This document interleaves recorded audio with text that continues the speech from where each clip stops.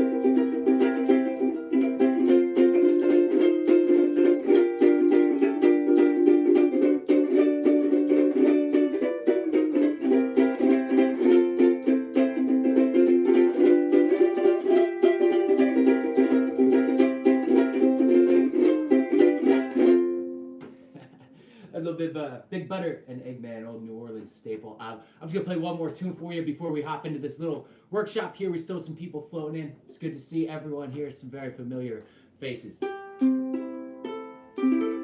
It's a little one of my tunes, just something a little bit simple.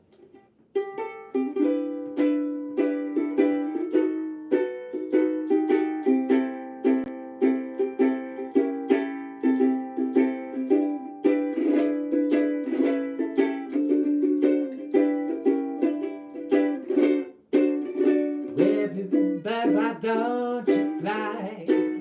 Now float away into the darkness of the night within that moon. Now shines the sun.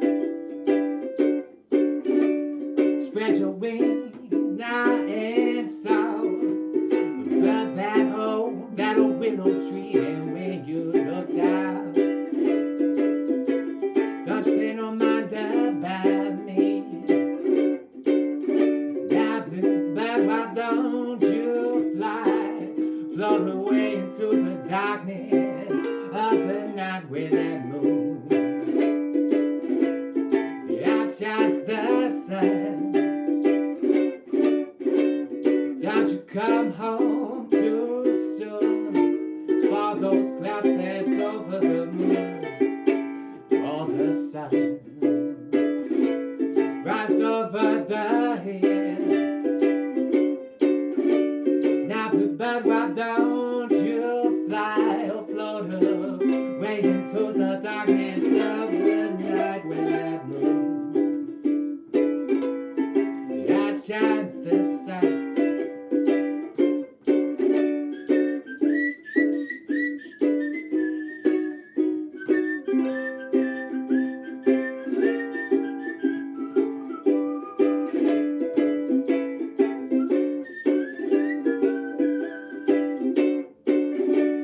Don't you weep, don't you moan. Sure, we'll be together. Well, when that sun is gone, and we'll kiss.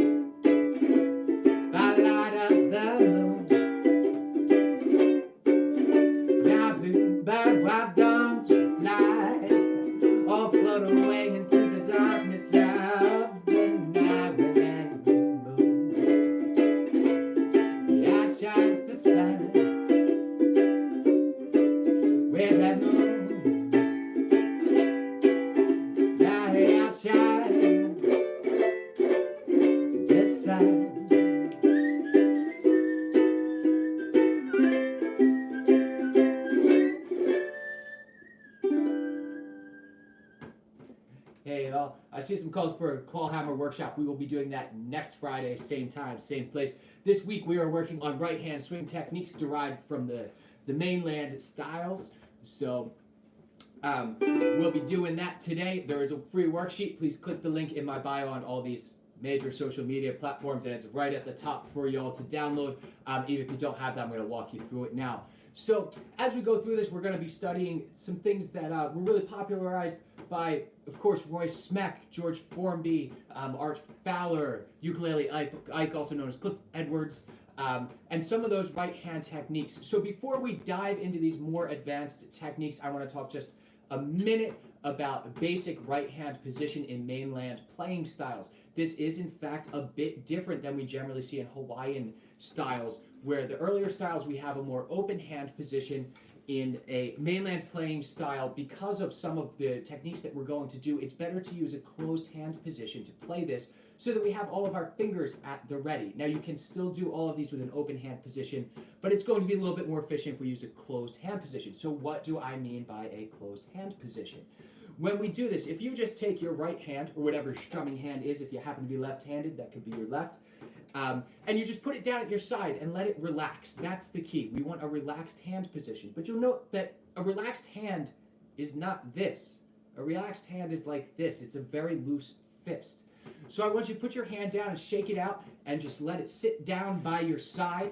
And then you're going to pull it up like this. And it should be a nice loose fist. And this is the shape that we really want to keep the whole time.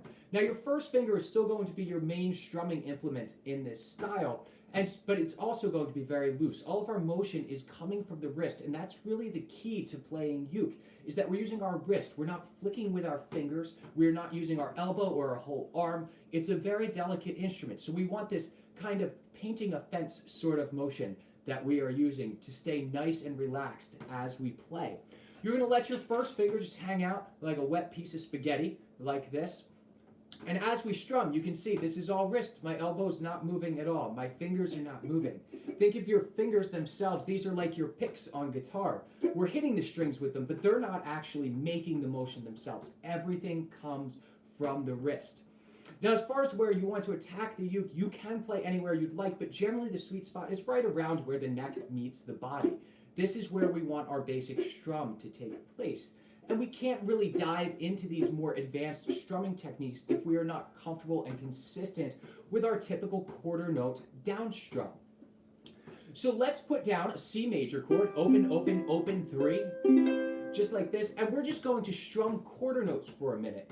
So we're going to take our first finger and we're just going to do all down strums like this. But focus on making this all come from the wrist. That's really the key to this. Join in when you're feeling comfortable with this and just play along with me at home. Nice and loose and relaxed.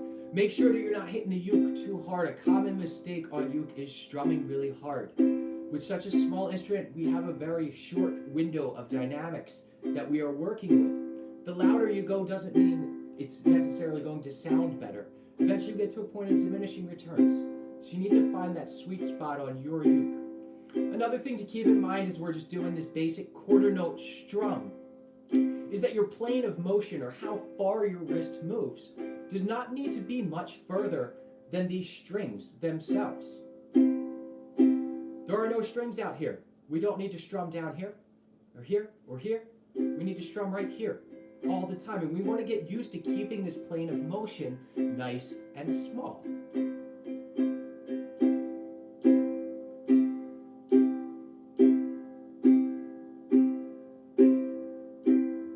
Very good. So now we're strumming along with this.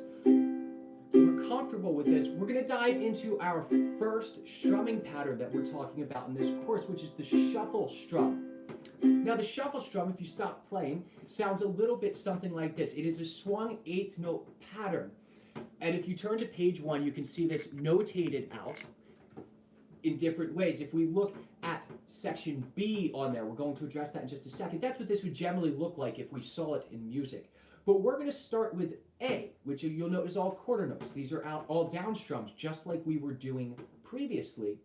But what we need to be wary of is how the swing happens, or where that sway comes from in swing music. When we are doing this, it is all about the accents. or which notes are just slightly louder than all of the other ones in our progression. So in our case, in swing music, our accents are going to be on beats 2 and 4, which if you're used to playing pop and rock music, this might be a little bit backwards feeling to you at first. But we want our beats 2 and 4 to be just a little bit more accentuated than beats 1 and 3. So if we're playing a quarter note strum, it would sound like this.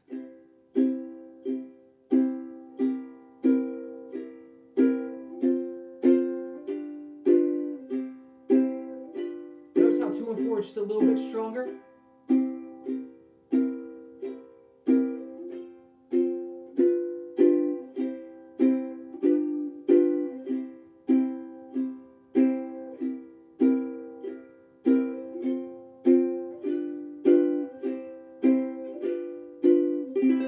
So let's try that one together. This is exercise A. Now we're just doing the same quarter note strums over these basic open position chords. We have C, C7, F, and G7. Nothing crazy going on with the left hand. If you're not comfortable with that, since we're playing alone at home, just feel free to play an open C major chord this entire time. We're really focusing on the right hand techniques. You don't have to concern yourself with all of the chord changes if you do not wish right now. That's kind of the joy of doing this online instead of a large group. You can go at your own pace. So let's play this together. Exercise A, we're going to repeat it just a few times and keep the emphasis on keeping the strokes nice and light while still just emphasizing 2 and 4 a little bit more than 1 and 3. I'll count you all in. 1, 2, 3, 4.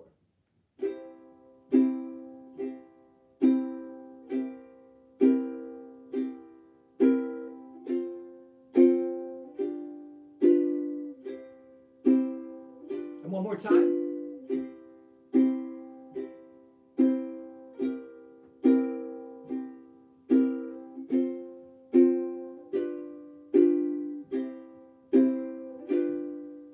And on C. Very good. So that's just the basis of our pattern because we are still going to have these 2 and 4 accents as we now go into a swung 8th note groove. So our 8th note groove, we're going to do 8th notes the entire time, which is half the beat. So it'll be 1, 2, 3, 4. 1, 2, 3, 4. And we're still going to accentuate beats 2 and 4 here. So I'm going to play this shuffle pattern just a little bit slowly for you so you can hear how this should sound with the accents on there.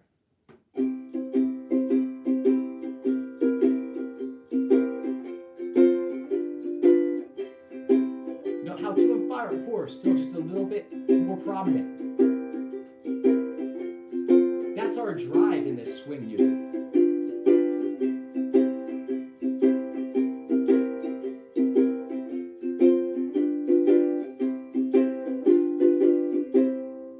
So as we're going through this, our strumming pattern is just our loose wrist doing down, up, the entire time.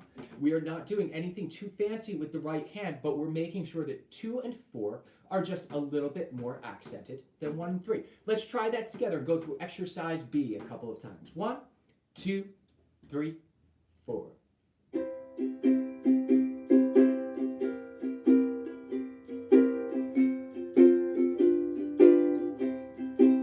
And again.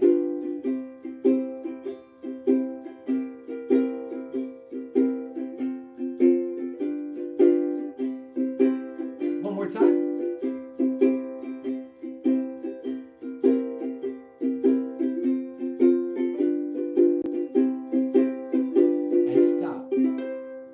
Very good. So now there's still one more aspect to the shuffle strum. If we look what's written on the page that we were just playing for exercise B, what's really written there is not exactly what I was doing. What we would actually hear if we played exactly what's on the page is this.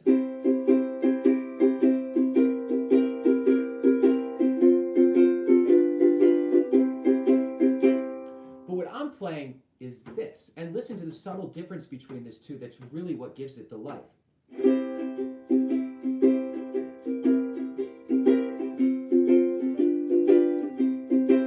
One more time.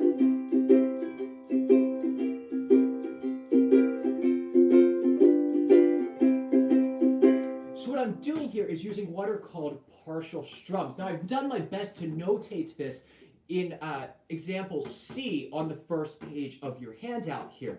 What we are doing is for all of our down strums, we're only going to do our full down strum truly on beats 2 and 4 when we have this accented note. And this way we don't have to work with just playing that note louder, because we're playing 4 notes as opposed to 2 or 3 at that point.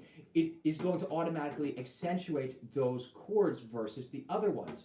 So on a normal down strum, if we look at beat 1, we have a down strum, but we're really kind of skipping our A string on this. As I come down, I'm sort of just bouncing off these top few strings.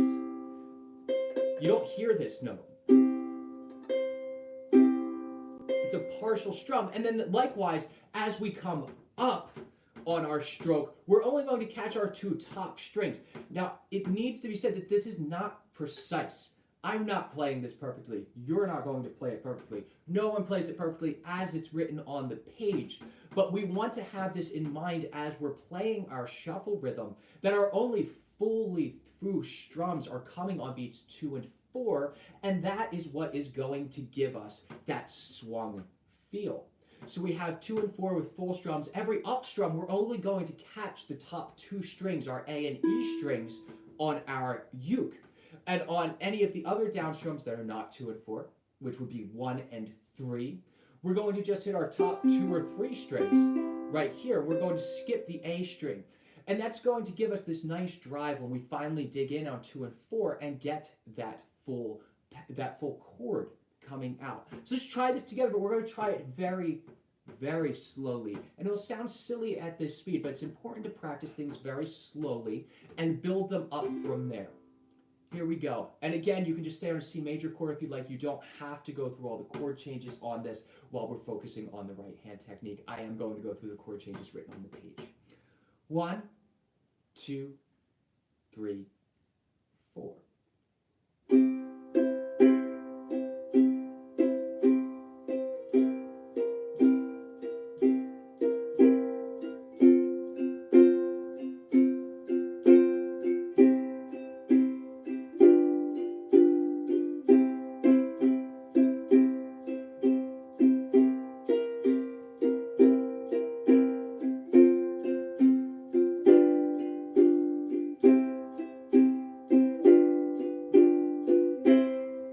Very good. Now let's try speeding up the shuffle strum a little bit. We're going to go bit by bit. We'll do this 3 times. But the key to this is just practicing these partial strums at a very slow tempo until you are familiar with it and it doesn't pose you any trouble and you're not hesitating to hit these partial strums. And that's when we can really make this swing. So let's try it a little bit faster now. 1, 2, 3, 4.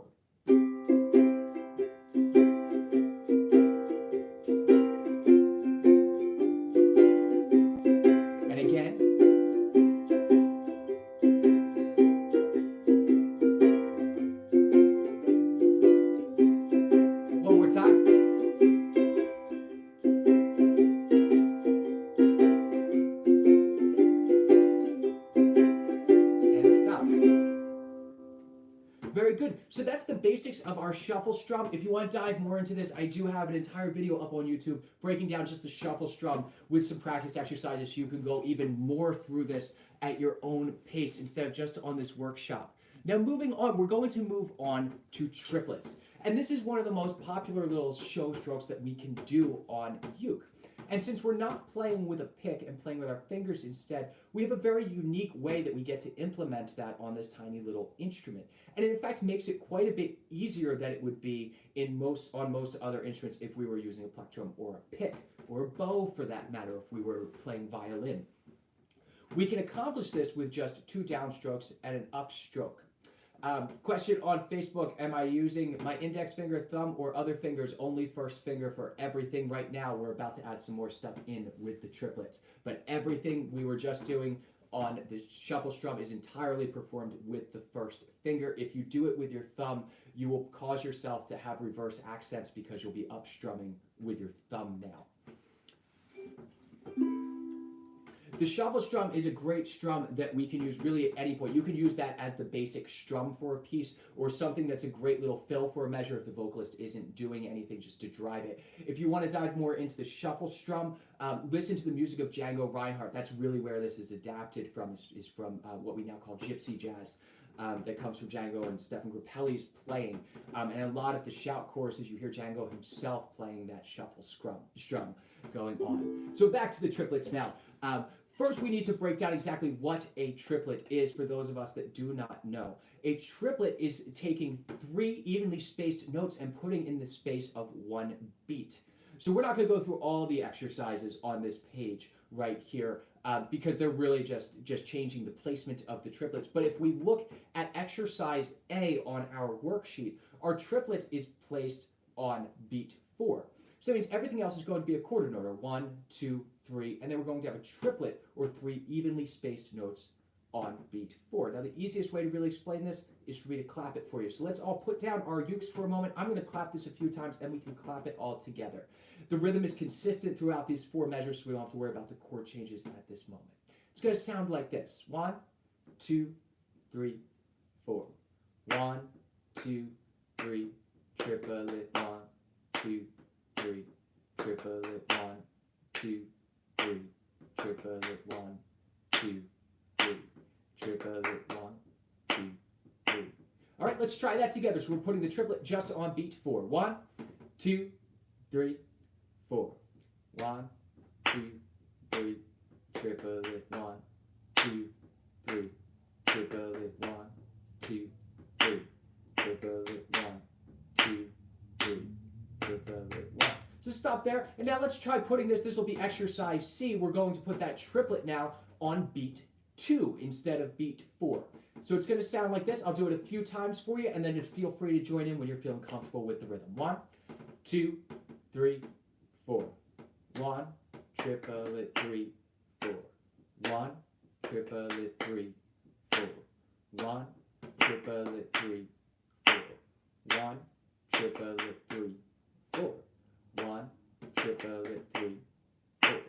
1, triplet, 3, 4. 1, triplet, 3, 4. 1, triplet, 3, 4. Good, so now it's time to apply this to the instrument itself. So for on uke, we're going to do this. We'll just do it on a C major chord for now again. And the right hand technique, I want you to watch my hand as I do this. We're going to place it back on beat 4 now. And it's going to look like this. I'm going to break it down in 1 second. I'm just going to play it a few times over a C major chord so you can hear how this sounds and see what it looks like. I want you to pay close attention to the right hand motion that I'm using to play this.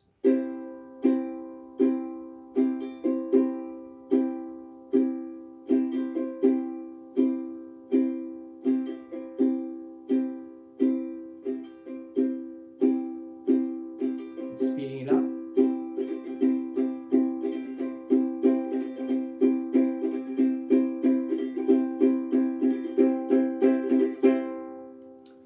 So it's really hard to tell what's actually going on there, but as I break it down for you, you'll see that's not really that hard. The one thing that I want you to keep in mind here is that my wrist motion is really doing the same thing as my typical down and up strum, even when I have this triplet. I'm not changing anything in the wrist motion to put 3 beats in here. It's all coming from just the position of my fingers. So we're going to do this very slowly.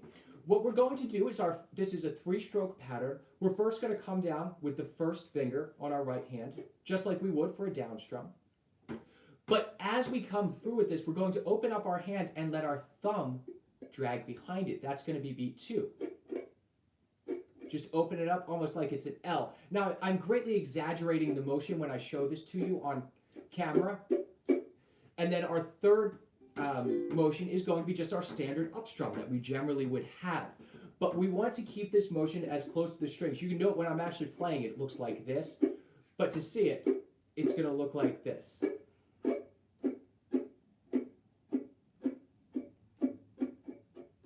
The thumb is just dragging behind. So we're going to count this in 3. So each stroke is just going to get 1 beat. So it'll sound like this. 1, 2, 3, 1, 2, 3. Join in with me. 2, 3, down, thumb up, down, thumb up, down, thumb up, down, thumb up, down, thumb up, down, thumb up, down, thumb up, down, thumb up. Now note when it's slow, it's hard not to push through with your thumb, but as we get this up to speed, your thumb's really just dragging across the strings. You're not making a motion like this, which is a very common mistake to make as we're playing. We want to just open up the hand like this and drag the finger down. So let's now do this very slowly. We're going to look at exercise A, but we're going to just stay on a muted strum right now. We're not going to actually play notes. So we're going to do 3 downstrokes and then a triplet, and we're going to do this very slowly, so it's going to sound like this. It's going to be 1, 2, 3, triplet, 1, 2, 3, triplet, 1, 2, 3, and join in. Down, down, down, triplet, down, down, down, triplet, down, down, down, triplet, down. All right, now let's try this by putting a chord on top of it. Let's just do this now over top of a C major chord. Again, we're going to keep this triplet on beat 4 for the time being. 1, 2, 3, 4.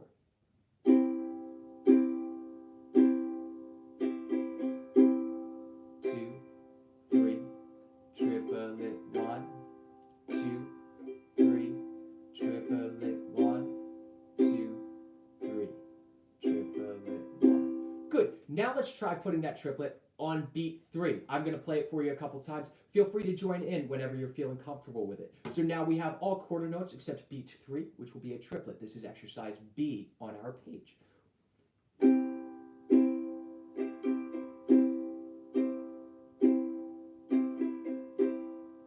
Join in with me.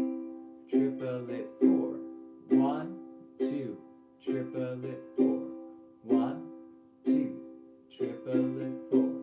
1, 2, triplet 4. 1, 2, triplet 4. 1, 2, triplet 4. Now let's try the rhythm that's in exercise C. So we're now going to place the triplet on beat 2. We want to be comfortable doing this on really any beat that we so wish to choose. So we need to practice doing this on all the beats. So let's do this just still on a C major chord, but we're going to put that triplet now on beat 2. 1, 2, 3, 4. 1, triplet 3, 4. 1, triplet 3, 4. 1, triplet 3, 4. 1, triplet 3, 4. Good. Now we need to put it on beat 1, and this is probably the toughest one. What you need to think about to put the triplet on beat 1 is constantly subdividing or thinking about the triplets in your head. So while I'm counting off 1, 2, 3, 4, what we're really thinking in our head is 1 triplet, 2 triplet, 3 triplet, 4 triplet, 1 triplet, 2 triplet, 3 triplet, 4 triplet. And that ensures that when we come in with the triplet on beat 1, that is going to be in strict time. If all you are thinking is 1, 2, 3, 4, you're not going to hop right in and just make this triplet happen. So again, on a C major chord, let's put this triplet now on beat 1. 1, 2, 3, 4. Triplet 2, 3, 4. Triplet 2, 3, 4. Triplet 2, 3, 4. Triplet 2, 3, 4. One more time. Triplet 2, 3, 4. So we get used to where this triplet lies here, and then we can look at one of our exercises here. Let's take exercise C and go through this. So we'll put some moving chord changes on here. We'll have a C, a C7, F, and G7, and we'll play it a couple times. Our triplets in this are always going to be on beat 2, but we can place these wherever we want. So let's try this together. 1, 2, 3, 4. C7. Now F. G7, and try it again. Now C7, F, and G7, And one more time. C7.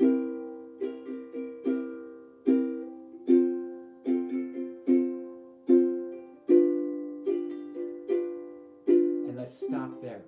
Now, the reason that the triplet stroke works so well in swing style playing is that our swung eighth note that we were just doing in the shuffle rhythm, note that our swung, when we look at eighth notes in a jazz context, we are not subdividing equally the beat. We're not going 1 and 2 and 3 and 4.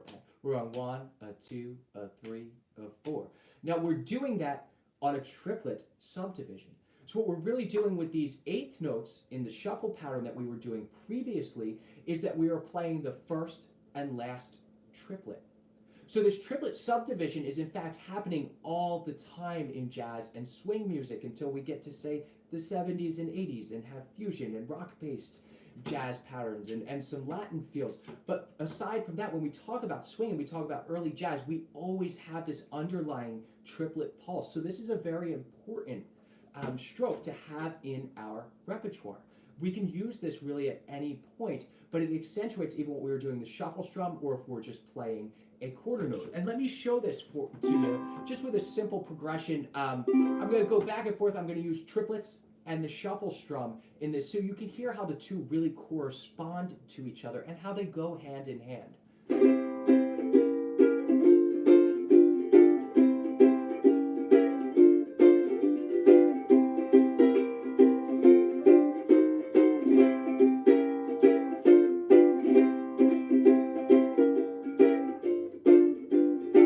Shuffle strum and some triplets.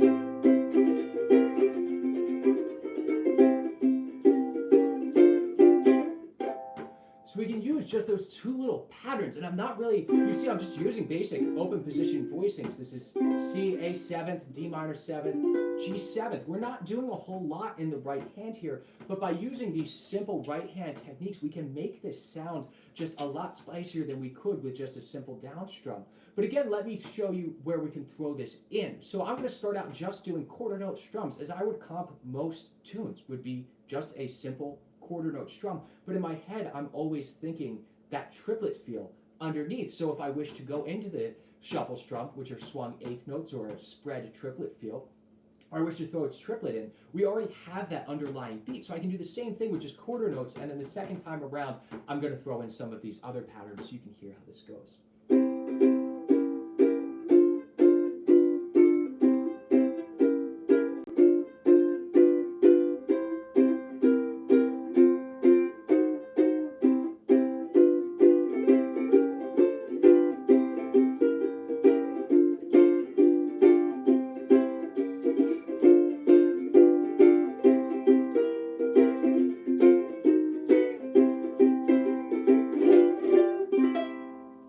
So a very simple pattern like that, and I did nothing except play these two little things that we have already worked on, the shuffle strum and the triplet. Now before we move on to our final right hand technique, which is the split stroke, I want to show you one other little thing that's not notated on the sheet because it's a silly thing to notate, but it's used very commonly. And this is what George Formby referred to as the claw. Some of us think it as sort of Rosciato stroke that we've stolen from flamenco, and it's a little bit of both of those, but it gives us this little arpeggiated sound.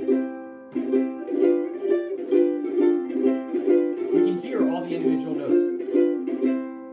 So the key to this, in a bracciato stroke we would flick out with our fingers, but we're not going to do that in this case because we're only using one beat. It doesn't have to be continuous. So when I strum down, if I wish to have the claw stroke, say I want to play just something a little bit special on a chord change here, say from that C to the C7th I was playing before.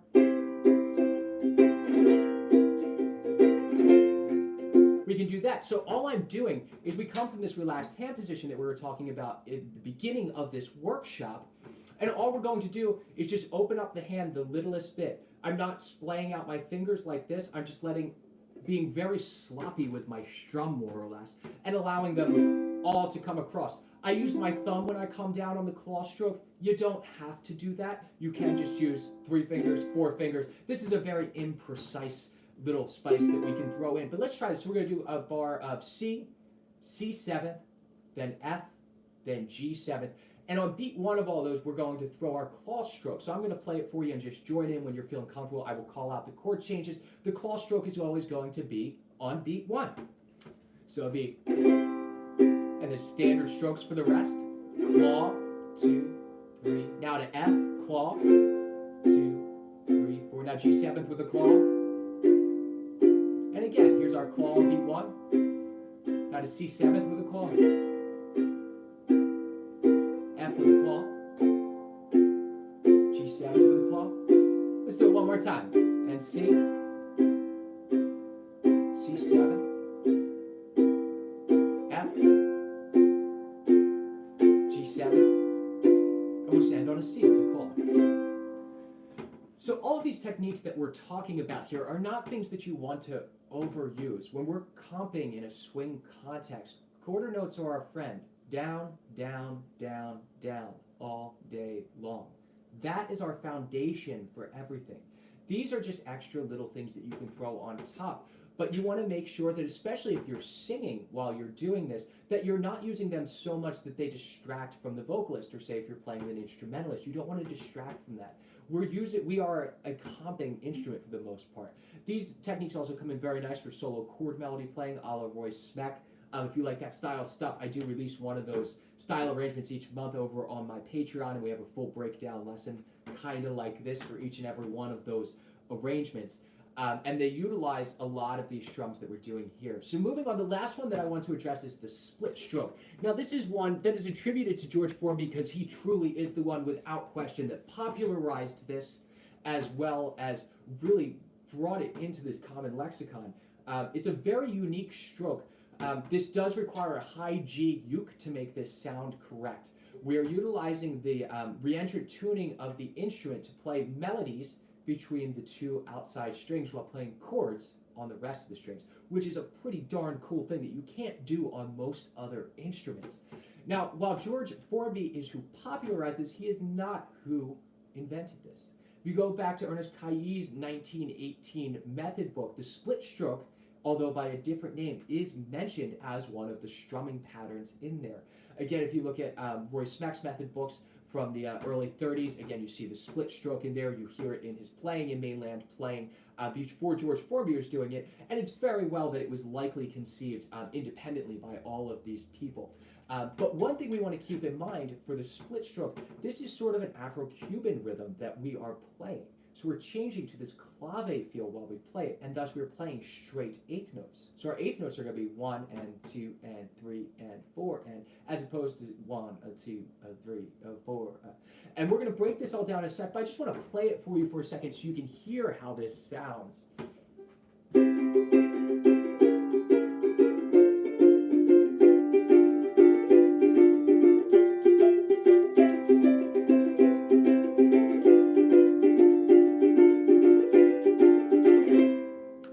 Split stroke is going to sound like. Now the question is, how do we get to this split stroke from a standard strum? And I want to break down, much like we do with the shuffle strums, it's important to understand where the accented beats are in here. It's not simply looking at the tab and making this work. So our accented beats, much like with the shuffle strum, are going to be our only full downstrokes in this entire piece, and that's going to be beat 1, the end of 2, and beat 4.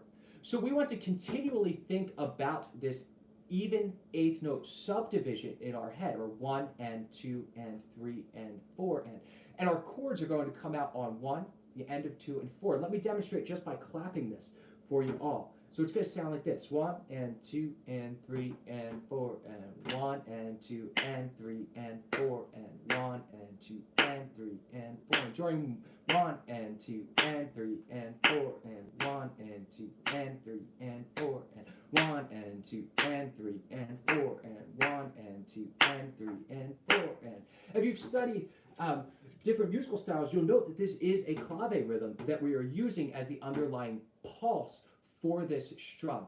Now we want to change just a little bit of our right hand position as we play this split stroke, because we need a little bit more precision than possibly we need in our standard strumming styles. So while we still have this relaxed hand that we were using in the beginning of this workshop, we're just going to take our thumb and we're going to brace it behind the first finger like this. I'm curling back my other fingers just so you can see how this is.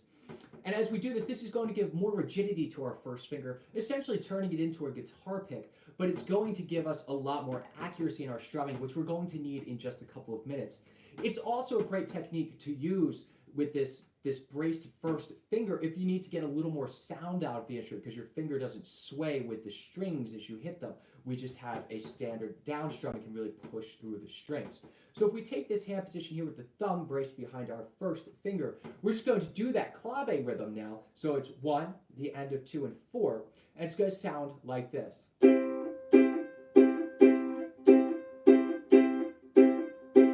and 2 and 3 and 4 and 1 and 2 and 3 and 4 and 1 and 2 and 3 and 4 and 1 and 2 and 3 and 4 and 1 and 2 and 3 and 4 and 1 and 2 and 3 and 4. Thank you. Question from Instagram as to whether the thumb is used on the split stroke. It is not. It is entirely executed with the first finger. You can get a similar sound with the pad of your thumb on the upper strings. We'll talk about that in a minute as why we don't do it that way.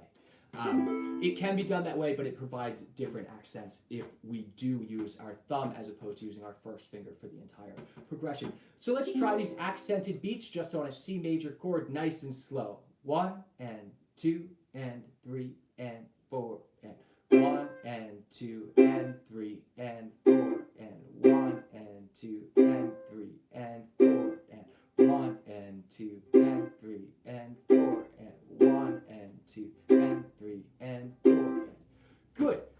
Now, as I mentioned before, our split stroke pattern is straight eighth notes the entire time, but what makes this unique is the strumming pattern that we are using. With our shuffle strum, you remember we also just had continuous eighth notes for an entire measure. We went down, up, down, up, down, up, down, up, but that's not what we're doing here.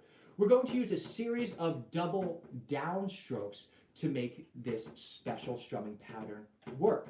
It is going to go like this, and I'm going to say it, and if you look at your worksheet, you can see in example B where this strumming pattern comes up. It's going to be down, up, down, down, up, down, down, up. That's our continuous pattern here. Now, George Formby fans will note that he used many variations of this pattern. This is kind of the stock one that a lot of people use. He had 7 or 8 different variations of this pattern that he would use. He would throw in his shakes and various other techniques as well, but we're breaking this down to the bare minimum for our purposes here. You would want to use other patterns if you did wish to isolate different notes than we are doing here. So our pattern is down, up, down, down, up, down, down, up. Let's just say that together so that we can get used to this. Sometimes just saying our strumming patterns helps. This is one of those fun strumming patterns that when I was learning it, I like to walk down the street and say it to the beat of my walk. So it'd be down, up, down, down, up, down, down, up, down, up, down, down, up, down, down, up. So let's slow that down and say it together. 1, 2, and 3, and 4, and down, up, down, down, up, down, down, up, down, up, down, down, up, down, down, up, down, up, down, down, up, down, down, up, down, up, down, down, up, down, down, up. Now let's try that on our uke. So you'll note that whenever we have a double down, the second downstroke are the accented beats that we were playing over top of our clave rhythm. So we have those accented beats as our second downstroke. So it's going to sound like this. Down, up, down, down, up, down, down, up. We're going to slow it down to half that speed and try it all together. 1, 2, 3, 4. Down, up, down, down, up, down, down, up, down, up, down, down, up, down, down, up, down, up, down, down, up, down, down, up, down, up, down, down, up, down, down, up. Very good. Now you note that this does not sound like the split stroke pattern that I played at the beginning. So what do we need to change to isolate our 2 outer strings to be able to play these moving melodies against our accented clave rhythm? What we're going to use as much as we did in the shuffle rhythm. We're going to play partial strums, but these are more precise partial strums, which is why we're using this finger shape so that we can better isolate the notes. What we're going to do is our only full chords, our full down strums are going to be the accented beats that we worked on at the beginning of this. Beat 1, the end of beat 2, and beat 4. Those are going to be full strums. Every single upstroke that we have in a split stroke is only going to catch our A string. So our first strum would actually sound like this. That's just my A string on the up.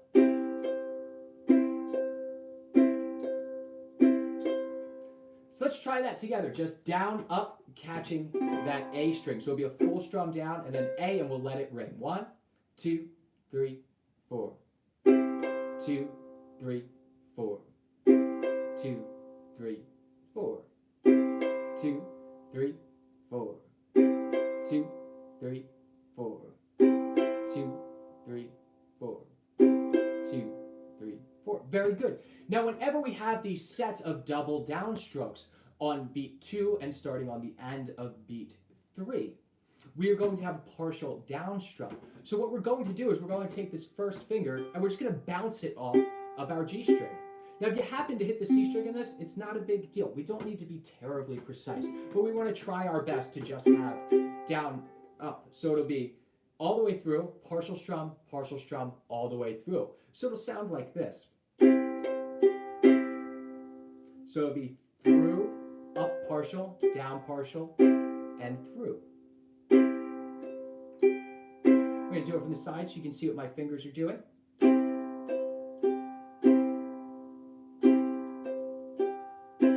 Just try that much together. Down, up, down, down is where we're getting to now. And then we're just going to repeat the double down pattern that we played to continue and finish the pattern. It's going to sound like this. 1, 2, 3, 4.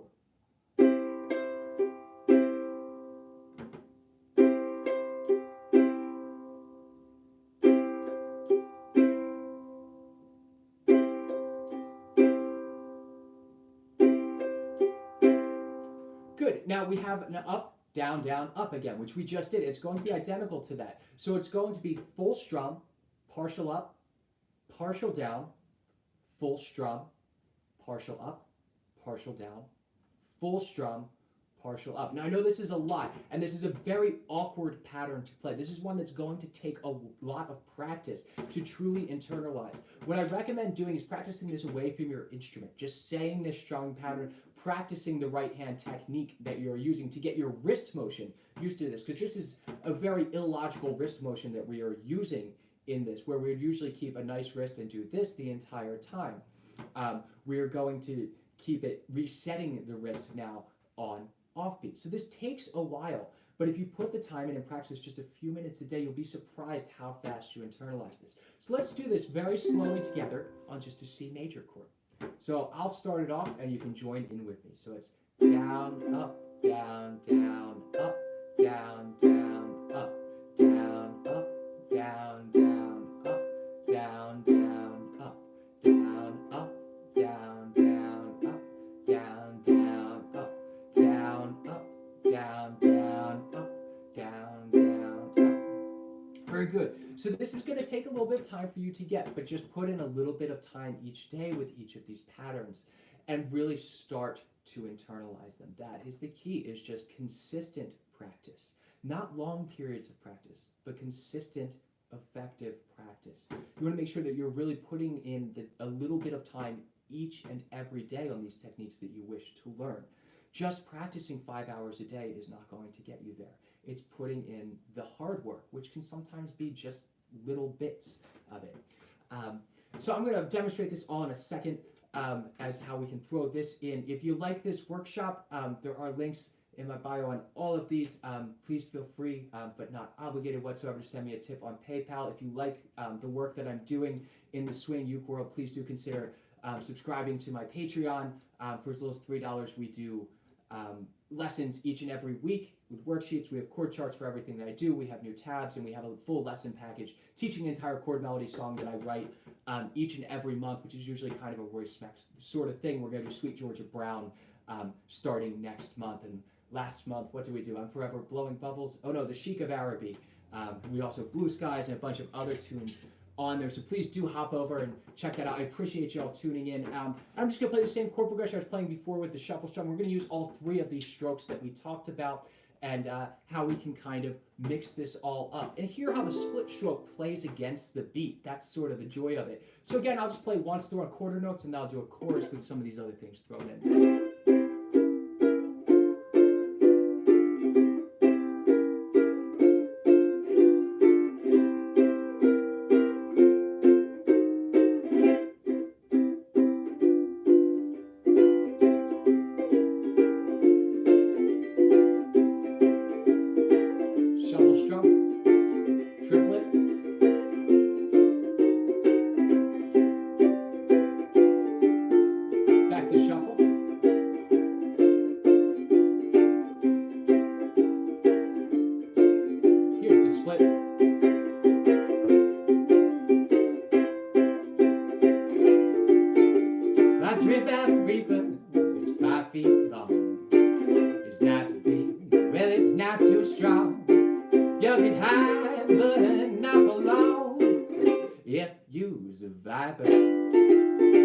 See, I'm the king of everything. I gotta get high so that we can swing like that tea, and you will see if you's a viper. When your back gets dry, you know you're high and everything is dandy. Head on down to the corner store, brush your chops on peppermint candy. When you know your body's spent, I don't give a damn. I'm gonna pay that rent like that tea and you will see if you's a viper.